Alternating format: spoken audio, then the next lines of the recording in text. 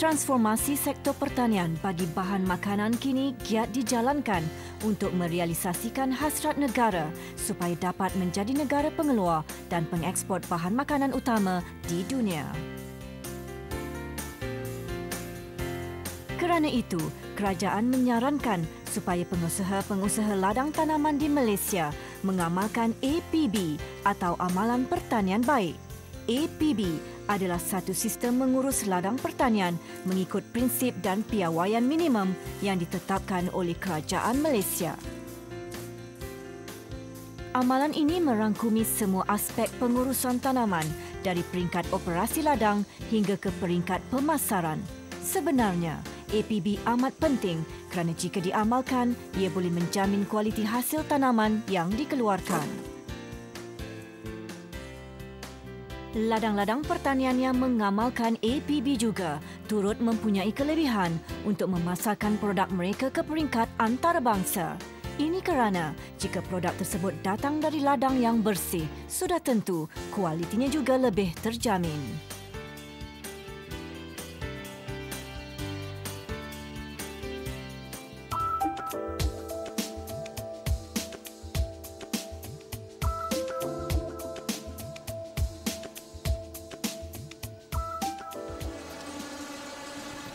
Tujuan utama pemberian sijil salam kepada pengusaha ladang tanaman adalah untuk meyakinkan pengguna bahawa produk tanaman yang dihasilkan dari ladang tersebut dijamin selamat.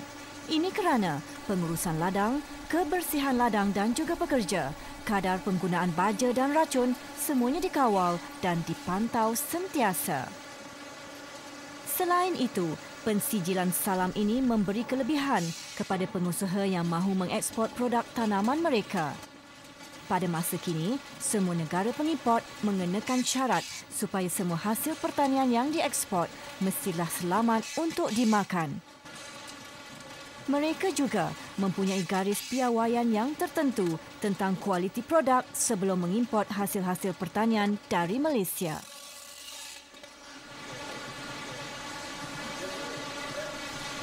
Ya, salam ini saya masih ingatlah pada tahun 90-an sudah wujud. Tetapi malangnya pemohon ataupun respon petani di Malaysia ataupun di Cameron Highlands ini kurang. Ini disebabkan program ini ada satu program bersukarela ataupun voluntary lah. Ramai petani dia ingat produk mereka hanya tertumpu kepada pasaran tempatan. Jadi pasaran tempatan tak banyak mendesak dengan salam biar standard. Tetapi untuk pasaran antarabangsa, mungkin seperti untuk buah-buahan nak ekspor ke Eropah, pelemping ke tembikai dia perlu ada piawaian ataupun standard yang dikehendaki. Jadi salam ini ramai pemilik sijil ini ada untuk pasaran ekspor.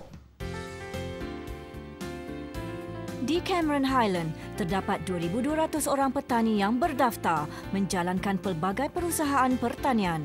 Namun, bilangan petani yang memiliki pengiktirafan sijil salam tidak melebihi 20 orang dan kebanyakannya adalah pengusaha-pengusaha besar seperti syarikat ladang teh dan sayur-sayuran.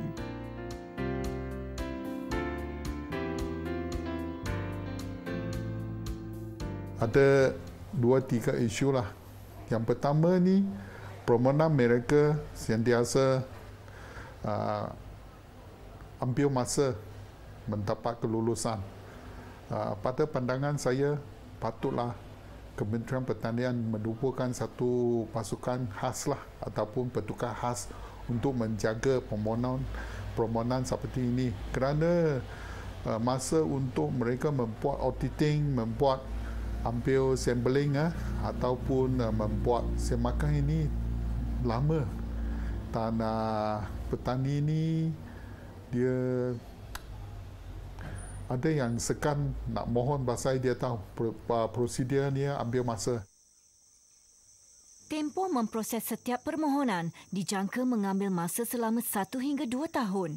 Ini kerana terdapat banyak kriteria yang perlu dipatuhi oleh pengusaha sebelum mendapat sijil salam. Langkah pertama adalah menentukan tapak pertanian itu sendiri. Tanah di tapak pertanian perlu dipastikan sesuai dengan tanaman yang hendak diusahakan. Jadi apa tu? Sebaik sahaja menerima permohonan dari pengusaha, pegawai dari Jabatan Pertanian akan dihantar ke tapak ladang tanaman untuk memeriksa kondisi tanah. Jenis tanah, aktiviti terdahulu di kawasan tersebut, potensi risiko dan paras ketinggian kawasan antara perkara-perkara penting yang perlu diambil kira semasa pemeriksaan tapak dijalankan. Dia susah nak tembuskan, maknanya batu. Bila kita tekan Jika tapak pertanian yang dipilih didapati tidak sesuai, pengusaha perlu memilih sama ada membuat proses pembaik pulihan di tapak tersebut atau mencari tapak pertanian yang lain. Bagi kawasan yang bercerun atau berbukit, pengusaha masih boleh menjalankan pertanian di sini, tetapi dengan syarat mereka perlu memasang jaring sebagai langkah keselamatan.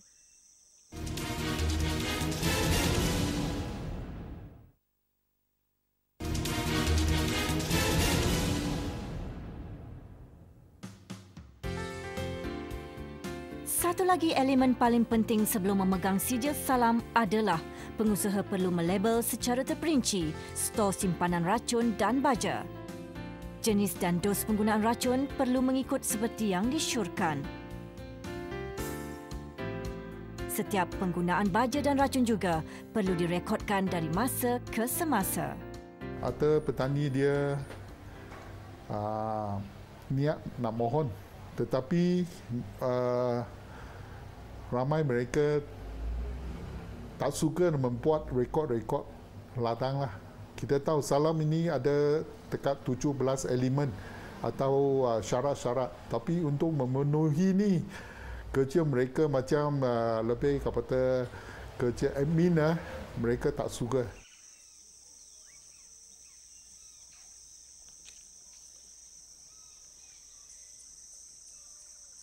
Dan salah satu perkara yang ataupun satu isu ataupun satu masalah yang selalu dihadapi oleh pemohon untuk mendapatkan skim amalan ladang baik Malaysia Salam ini adalah daripada segi mematuhi kehendak-kehendak salam tersebut. Salah satu yang kita kehendaki bahawa semua peladang mestilah menyimpan rekod ladang yang sesuai.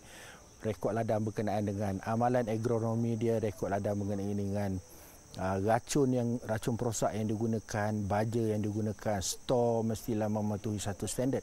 So perkara-perkara ini pada masa ini di kalangan peladang-peladang di Malaysia agak kurang bukan menjadi satu budaya yang selalu diamalkan. Jadi itu adalah salah satu masalah bagi pihak Jabatan Pertanian untuk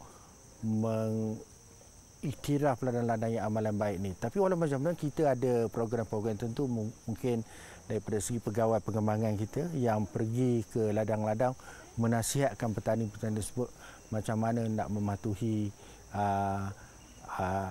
misalnya daripada segi rekod ladang dan sebagainya. Untuk mendapatkan sijil salam, pengusaha perlu mendokumentasi setiap aktiviti dalam pengurusan ladang tanaman. Pegawai dari Jabatan Pertanian akan memberi tunjuk ajar kepada pengusaha bagaimana rekod perlu dilakukan. Mereka juga akan memantau rekod tersebut dari masa ke semasa.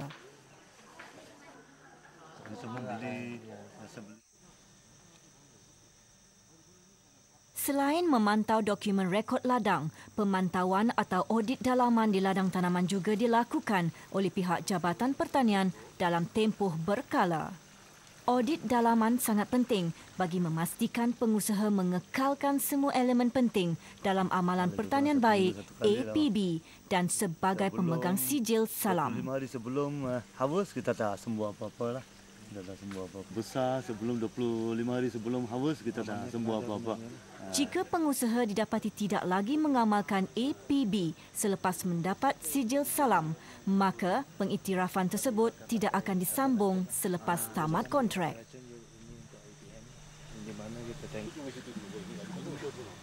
Sistem pengurusan perosak bersepadu atau IPM juga digalakkan. Ia berfungsi untuk memerangkap serangga perosak yang sering menyerang tanaman. Terdapat pelbagai cara digunakan mengikut kesesuaian dan jenis tanaman. Ada yang menggunakan teknik cahaya lampu dan ada juga yang menggunakan teknik pelekat berwarna. Serangga perosak akan lebih tertarik untuk menyerang cahaya lampu atau pelekat berwarna tersebut dan ini akan menyelamatkan tanaman daripada diserang.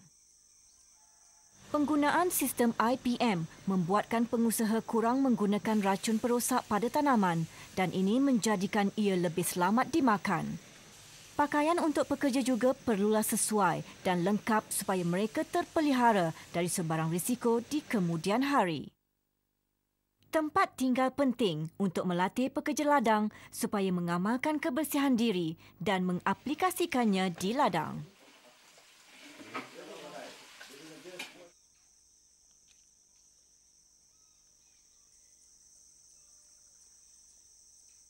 Banyak beza.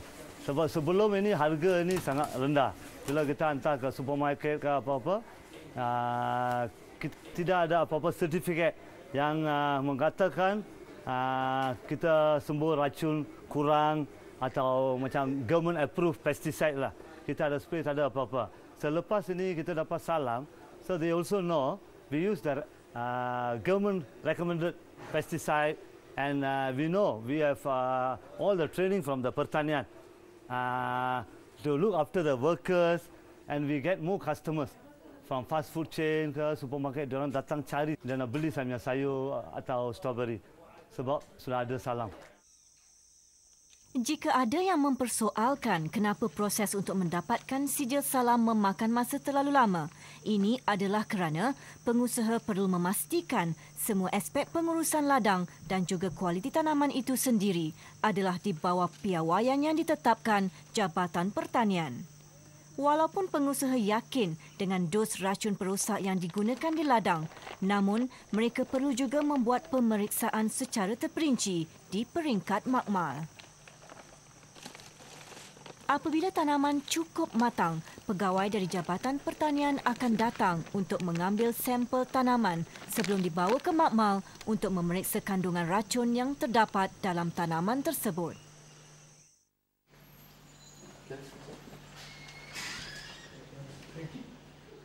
Pemeriksaan sampel tanaman di peringkat makmal biasanya memakan masa 2 hingga 3 minggu. Ini kerana pelbagai proses dan peringkat yang perlu dijalankan di sini sebelum mengetahui kandungan racun yang terdapat dalam sampel yang dihantar. Selain itu, pengusaha juga perlu melakukan ujian makmal ini sebanyak 3 kali sebelum lulus untuk mendapatkan sijil salam. Jika dalam tempoh 3 kali tersebut, sampel tanaman menemui kegagalan dalam ujian yang dijalankan, pengusaha perlu mengulang semula ketiga-tiga langkah. Penggunaan jenis racun yang tidak dibenarkan juga akan menyebabkan pengusaha gagal memperolehi sijil salam.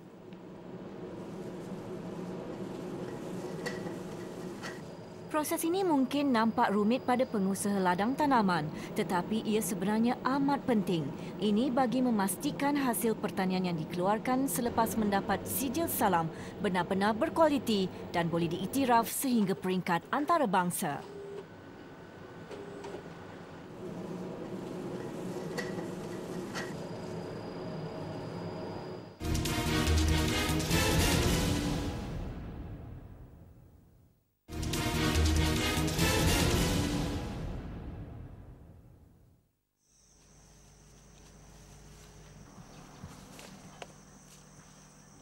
Menuai hasil pertanian mengikut Amalan Pertanian Baik APB perlulah mengikut sistem yang ditetapkan.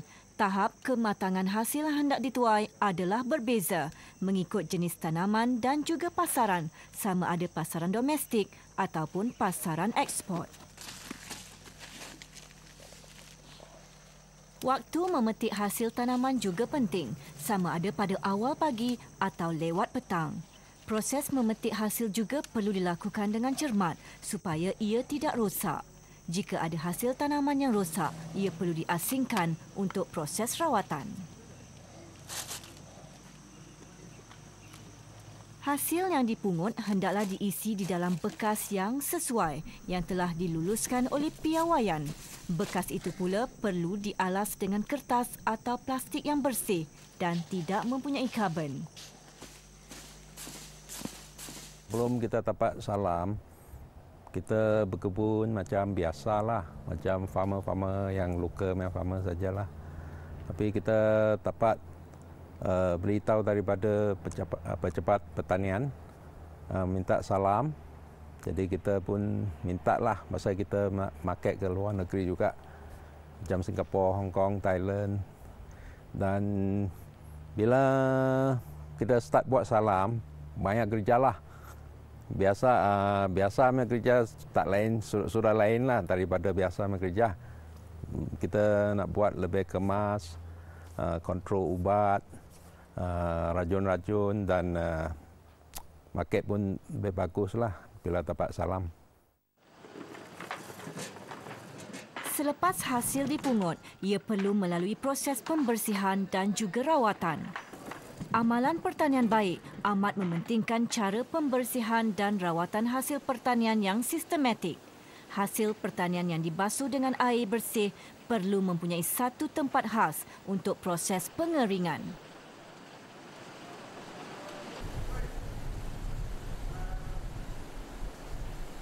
Selepas proses basuh dan rawat, hasil pertanian perlu digradekan mengikut standard piawaian yang ditetapkan seperti Malaysia Standard atau Standard Pharma.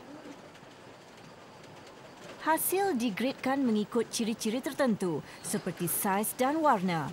Hasil yang digradekan akan menjadi lebih seragam dan ini memudahkan proses pemasaran produk tersebut. Bagi hasil pertanian yang dieksport, pembungkusan yang mengikut grade saiz dan warna amat penting. Ini adalah memastikan kualiti hasil pertanian tersebut dapat dikekalkan sehingga tiba ke destinasi. Kualiti produk amat dititik beratkan oleh pengimport seperti Singapura dan China, lebih-lebih lagi hasil pertanian yang perlu dihantar setiap hari.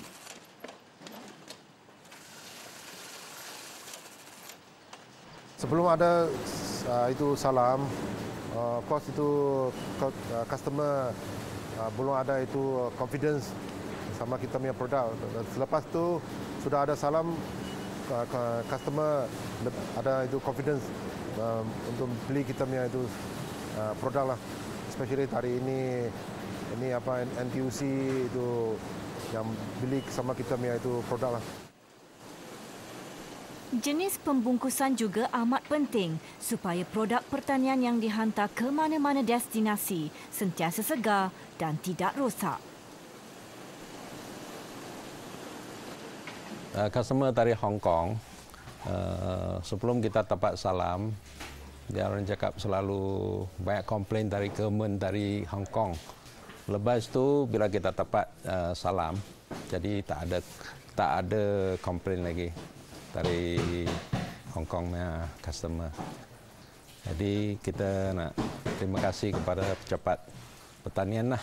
Mereka tolong kita banyak dapatkan salam ni.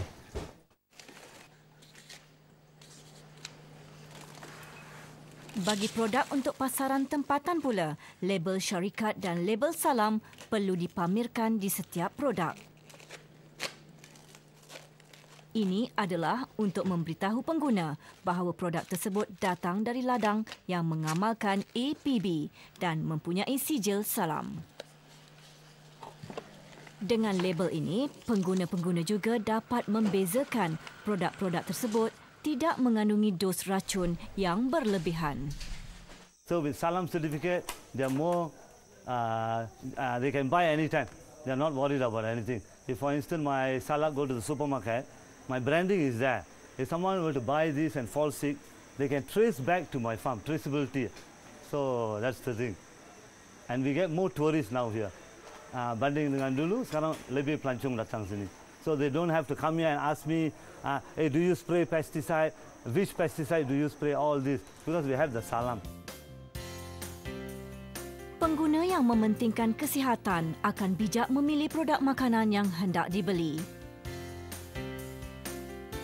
Namun, sejauh manakah pengguna tahu akan kewujudan label salam yang dilekatkan di pembungkus produk dan kepentingannya? Saya rasa sambutan amat menggalakkan lah. Sekarang customer memang mementingkan vegetable yang sihat sikit kan, dimakan kan. Itu dah sijil salam sangat penting lah untuk bezakan daripada sayur lain untuk lebih selamat dimakan.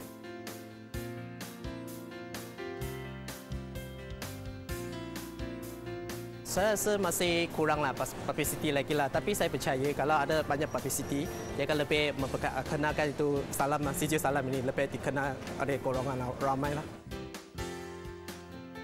Pada tahun 2011, Pertubuhan Pekebun-Pekebun Sayur Cameron Highlands bersama-sama lebih 60 orang petani di sekitarnya telah bersetuju untuk menyertai satu projek perintis dengan kerjasama MCPA, iaitu Malaysian Crop Life and Public Health Association. MCPA akan membantu petani-petani ini untuk memulakan Amalan Pertanian Baik (APB). Projek ini dijangka akan memakan masa selama 3 tahun. Saya kata tadi tak ramai pemilik sijil. Kalau lepas program ini dapat lebih punya respon yang baik, akanlah MCPA ke maupun pertubuhan ini bersama pihak Jabatan Pertanian mengadakan roadshow ataupun kempen-kempen lah untuk mencapai maklumat yang tertentu. Diharapkan semua pengusaha-pengusaha pertanian di Malaysia lebih bersedia untuk mengamalkan